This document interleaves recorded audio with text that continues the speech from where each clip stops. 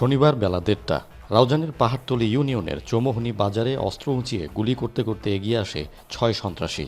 আতঙ্কে দিকবিদিক ছুটতে থাকে মানুষ। সেখানে একটি ওষুধের দোকানের সামনে রাঙ্গুনিয়া উপজেলা যুবদলের যুগ্ম আহ্বায়ক মাসুদুল হক চৌধুরীকে লক্ষ্য করে গুলি ছোড়ে অস্ত্রধারীরা।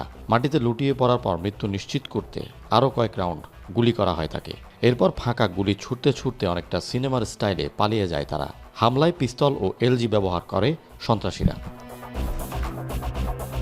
চাঞ্চল্যকর এই হত্যাকাণ্ডের ৪৮ ঘণ্টা পেরিয়ে গেলেও মামলা বা গ্রেপ্তার হয়নি কেউ। সোমবার সকালে এক সংবাদ সম্মেলনে পুলিশ সুপার মাসুদ আলম জানান, ফুটেজ দেখে হত্যাকাণ্ডে অংশ নেওয়া ৫ থেকে ৭ জনকে চিহ্নিত করেছে পুলিশ। এরা সবাই পেশাদার সন্ত্রাসী।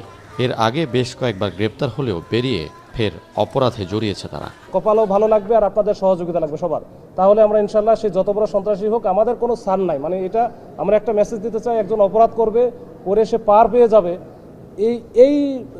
মানে এইটা ধারণা পোষণ করার কোনো সুযোগ নাই এবং এই সুযোগ দিবও না আমরা। ২০২৪ সালের ৫ আগস্টের পর রাউজানে ২৫টি খুনের ঘটনা ঘটেছে, যার ১৮টি রাজনৈতিক।